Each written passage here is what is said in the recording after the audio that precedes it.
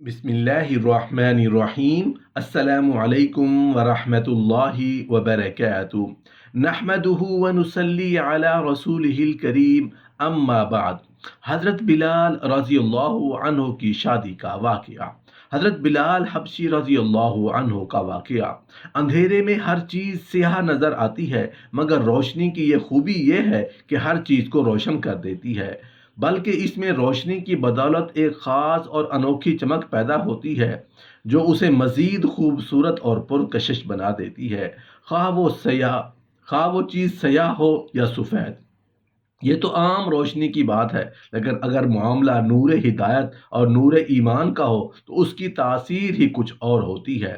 اس سے نہ صرف ظاہر بلکہ باطن بھی چمک اٹھتا ہے اور مقدر کا ستارہ جگمگا اٹھتا ہے۔ یہ نور ایمان کا ہی اثر تھا کہ حبشہ کے حبشی النسل سیاہ رنگ والے غلام ابن غلام بلال رضی اللہ عنہ بن رباح پر ایمان کی روشنی کی کرنیں پڑیں تو ان کے مقدر کا ستارہ جگمگا اٹھا، اور وہ مقام اور مرتبہ ملا کہ عرش والوں کو بھی یہ عظمت نہ مل سکی۔ حضرت بلال رضی اللہ عنہ کی کنیت عبد الکریم اور عبداللہ ہے۔ آپ کے والد کا نام رباح اور والدہ کا نام حمامہ تھا۔ آپ کے آباء و اجداد ابتدا میں حبشہ میں قیام پذیر تھے، بعد ازاں ہجرت کر کے سرات یعنی عرب آئے، پھر سرات سے مکہ آ کر قیام پذیر ہوئے۔ آپ رضی اللہ عنہ پیدائشی غلام تھے۔ آپ نے اپنی زندگی کے 28 برس غلامی میں بسر کیے۔ آپ رضی اللہ عنہ کا رنگ سیاہ، قد لمبا، جسم کمزور اور آنکھیں سرخی مائل تھیں۔ رخساروں پر گوشت کی مقدار کم، داڑھی ہلکی اور پنڈلیوں پر گوشت کم تھا۔ آپ کی آواز بلند اور بار رعب تھی۔ حضرت بلال رضی اللہ عنہ ان اولین لوگوں میں سے ہیں جنہوں نے شروع میں اسلام قبول کیا، جن کو دنیا میں ہی جنت کی بشارت دے دی گئی۔ بلال رضی اللہ عنہ آپ صلی اللہ علیہ وآلہ وسلم کے 3 برس بعد پیدا ہوئے۔ جب صحابہ ان کی خصوصیات بتاتے تو کہتے کہ وہ صادق القلب تھے، ایک ایسے انسان جنہوں نے سب کچھ محنت اور جد و جہد سے حاصل کیا، اور یہ سب اللہ اور اس کے رسول صلی اللہ علیہ وآلہ وسلم کی محبت کا نتیجہ تھا۔ آپ صلی اللہ علیہ وآلہ وسلم کی جانب سے حضرت بلال کو 2 لقب یا 2 خدمات عطا ہوئیں، ایک خزانچی، دوسرا مؤذن رسول صلی اللہ علیہ وآلہ وسلم۔ حضرت بلال رضی اللہ عنہ کا تعلق بنی جہد سے تھا۔ ان کی والدہ ایک غلام تھی جن کو امیہ بن خلف نے خریدا تھا۔ امیہ بن خلف اسلام کا سب سے بڑا دشمن تھا۔ جب حضرت بلال رضی اللہ عنہ اسلام لائے تو حضرت بلال رضی اللہ عنہ پر ظلم کرنا امیہ بن خلف کا روز کا معمول بن گیا۔ جنت حضرت بلال رضی اللہ عنہ کا انتظار کرتی ہے۔ ایک مسلمان کی حیثیت سے ہم جنت کا انتظار کرتے ہیں، لیکن خود جنت حضرت بلال رضی اللہ عنہ کا انتظار کرتی ہے۔ ایک مرتبہ فجر کی نماز کے بعد آپ صلی اللہ علیہ وآلہ وسلم نے حضرت بلال رضی اللہ عنہ سے پوچھا کہ تم ایسا کیا کرتے ہو کہ کل رات میں نے جنت میں اپنے آگے قدم کی آواز سنی؟ تو حضرت بلال رضی اللہ عنہ نے جواب دیا، یا رسول اللہ صلی اللہ علیہ وآلہ وسلم، جب بھی میرا وضو ٹوٹتا ہے تو میں دوبارہ وضو کر کے 2 رکعت نفل نماز ادا کرتا ہوں۔ ایک صحابی حضرت ابو مکعب کی صاحبزادی جوان ہو گئیں تو ان دونوں کے صاحبزادے بارگاہ رسالت صلی اللہ علیہ وآلہ وسلم میں حاضر ہوئے اور آپ صلی اللہ علیہ وآلہ وسلم سے اپنی بہن کی شادی کے بارے میں مشورہ چاہا۔ رسول اللہ صلی اللہ علیہ وآلہ وسلم نے فرمایا، بلال کے بارے میں تمہارا کیا خیال ہے؟ اس پر دونوں بھائی خاموش ہو گئے اور واپس چلے گئے۔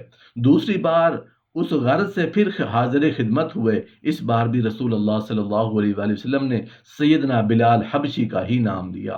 پھر وہ خاموش ہو کر واپس چلے گئے۔ جب تیسری بار بارگاہ اقدس میں حاضر ہوئے تو رسول اللہ صلی اللہ علیہ وآلہ وسلم نے سیدنا بلال حبشی کا نام تجویز کیا۔ اس بار بھی انہوں نے خاموشی اختیار کی تو رسول اللہ صلی اللہ علیہ وآلہ وسلم نے انہیں خاموش دیکھ کر فرمایا، تم بلال کو کیوں فراموش کر رہے ہو؟ وہ اہل جنت میں سے ایک ہے۔ رسول اللہ صلی اللہ علیہ وآلہ وسلم کے اس فرمان کے آگے انہوں نے اپنی خوشی سے سر خم تسلیم کر لیا اور بے حد خوش ہوئے۔ اس طرح ابو مکعب کی صاحبزادی کی شادی سیدنا بلال رضی اللہ عنہ سے ہو گئی۔ یوں سیدنا بلال حبشی رضی اللہ عنہ کی ازدواجی زندگی کا آغاز ہوا۔ لیکن اپنے آقا صلی اللہ علیہ وآلہ وسلم کی خدمت اور دینی معمولات میں ہرگز اسے حائل نہیں ہونے دیا۔ سیدنا بلال حبشی رضی اللہ عنہ کی زوجہ محترمہ بھی انتہائی نیک اور پرہیزگار خاتون تھی۔ آپ کی یہ پاک بازی بیوی ہمیشہ شوہر کی اطاعت اور وفا کا عملی نمونہ پیش کرتی رہیں۔ عام طور پر ہم اہم امور میں سیدنا بلال حبشی رضی اللہ عنہ کی دل جوئی اور خوشنودی کو اپنا مقصد حیات تصور فرماتی تھیں۔ اس خوشگوار زندگی میں بہت کم تلخی کے مواقع آئے۔ سیدنا بلال حبشی رضی اللہ عنہ بھی بہت اچھے شوہر ثابت ہوئے۔ روایت کے مطابق سیدنا بلال حبشی رضی اللہ عنہ نے اپنی زندگی میں متعدد نکاح کیے، مگر انہوں نے کوئی جانشین یا وارث نہیں چھوڑا۔ اسلام نے نسل امتیاز کا بت یوں توڑا کہ سیدنا بلال حبشی رضی اللہ عنہ نے مدینہ منورہ میں نکاح کا ارادہ ظاہر فرمایا تو قریش کے منتخب امراء نے انہیں اپنی دامادی میں قبول کرنے کی خواہش کا اظہار کیا۔ سیدنا بلال حبشی رضی اللہ عنہ نے رسول اللہ صلی اللہ علیہ وآلہ وسلم کے حکم پر مدینہ طیبہ کا کسی محتاج کے تلاش میں تھے کہ کچھ مال عطا کریں۔ اسی دوران آپ کو آپ کا بھائی آتا دکھائی دیا جو یمن سے آپ کو ملنے کے لیے آ رہا تھا۔ جب آپ کے قریب پہنچا تو پوچھا کہ تم کہاں سے آ رہے ہو؟ سیدنا بلال کے بھائی نے جواب دیا، میں یمن سے آ رہا ہوں، رشتے کی تلاش میں ہوں کہ کہیں میرا نکاح ہو جائے۔ بلال حبشی نے پوچھا کہ کہیں کوئی بات بنی؟ لوگ کہتے ہیں تم عرب بھی ہے اور چاہتا ہے کہ یمن سے رشتہ ہو جائے، لیکن جب مجھ سے پوچھا کہ تمہارا تعلق کس قبیلہ سے ہے، تمہارا حسب نسب کیا ہے، تو میں نے صحیح صورتحال بتا دی کہ میں حبشی ہوں مگر مکہ میں پیدا ہوا بلال بن رباح کا بھائی ہوں۔ یمنیوں نے جب آپ کا نام سنا تو کہا بلال کو بلاؤ، اگر وہ تمہارے لیے فرما دیں تو ہم تمہیں رشتہ دینے کو تیار ہیں، اس لیے میں اتنا طویل سفر طے کر کے حاضر ہوا ہوں۔ سیدنا بلال حبشی رسول اللہ صلی اللہ علیہ وآلہ وسلم سے اجازت لے کر اپنے بھائی کے ساتھ یمن روانہ ہو گئے۔ دونوں بھائی سفر کر کے رات کے وقت یمن میں پہنچے۔ صبح ہوتے ہی آپ اپنے بھائی کو لے کر اس گھر میں تشریف لے گئے جہاں رشتہ مطلوب تھا۔ انہوں نے آپ سے آپ کے بھائی کے متعلق پوچھا تو حضرت سیدنا بلال حبشی نے فرمایا، یہ میرا بھائی ہے، نہ عادات کا اچھا ہے نہ دین میں صحیح ہے، چاہو تو اسے رشتہ دے دو، چاہے تو انکار کر دو۔ یہ کہہ کر حضرت بلال رضی اللہ عنہ نے مسجد کا رخ کیا۔ ابھی اذان نہیں ہوئی تھی، اتنے میں حاطف نے صدا دی کہ تم خود نکاح کیوں نہیں کرتے؟ تمہیں کس چیز نے روک رکھا ہے؟ اللہ تعالیٰ نے تمہیں دنیا و دولت سے بھی نوازا ہے، اب تم آزاد بھی ہو، اس سے قبل تم غلام تھے۔ سیدنا بلال حبشی رضی اللہ عنہ حاطف غیبی پر سوچ میں پڑ گئے۔ آخر فیصلہ کیا کہ ضرور نکاح کرنا چاہیے۔ نماز سے فراغت کے بعد احباب سے مشورہ کیا کہ کس سے رشتہ لیا جائے۔ طے پایا کہ آپ کا رشتہ ہند الخولانی سے موضوع ہے۔ آپ ہند الخولانی کے رشتہ داروں کے پاس تشریف لے گئے اور فرمایا، میں بلال ہوں، رسول اللہ صلی اللہ علیہ وآلہ وسلم کا صحابی ہوں، میں حبشی غلام تھا، گمراہی میں مبتلا تھا، اللہ نے مجھے ہدایت بخشی، میں غلام تھا، اللہ نے مجھے آزادی بخشی، رشتہ دو تو الحمدللہ، ورنہ اللہ کافی ہے۔ آل ہند نے عرض کیا، آپ ہمیں مہلت دیں تاکہ رسول اللہ صلی اللہ علیہ وآلہ وسلم سے عرض کریں۔ سیدنا بلال حبشی رضی اللہ عنہ مدینہ طیبہ پہنچ گئے۔ کچھ عرصے بعد یمنی بھی مدینہ طیبہ آ گئے اور مسجد نبوی صلی اللہ علیہ وآلہ وسلم میں آ کر بارگاہ رسالت صلی اللہ علیہ وآلہ وسلم میں عرض کیا کہ ہم یمنی ہیں اور آپ صلی اللہ علیہ وآلہ وسلم سے سیدنا بلال حبشی رضی اللہ عنہ کے رشتے کے متعلق پوچھنے آئے ہیں۔ سیدنا بلال حبشی رضی اللہ عنہ کا خیال ہے کہ وہ ہماری بہن ہند سے نکاح کرے۔ ہم نے ان سے مہلت مانگی کہ آپ صلی اللہ علیہ وآلہ وسلم سے مشورہ لے لیں، آپ صلی اللہ علیہ وآلہ وسلم کی اس بارے میں کیا رائے ہے؟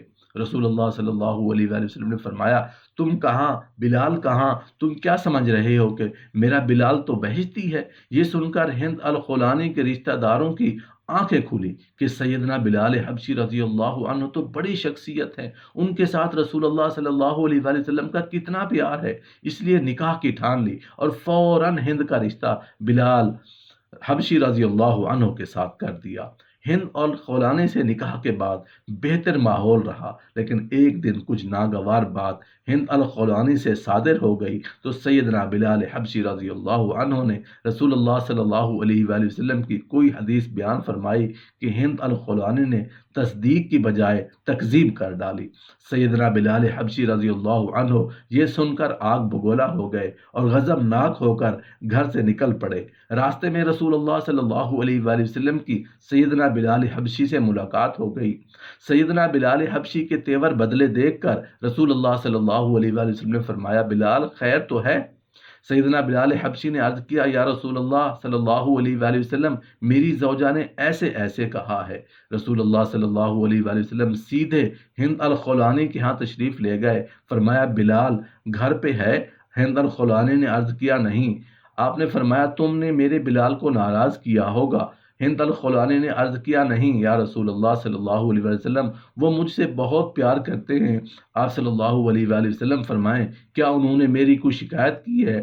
رسول اللہ صلی اللہ علیہ وآلہ وسلم نے فرمایا، ہاں شکایت کی ہے، لیکن وہ حق پر ہے اور تو غلطی پر ہے۔ آئندہ سے خیال کرنا، میرے بلال کو کسی وقت بھی ناراض نہ کرنا۔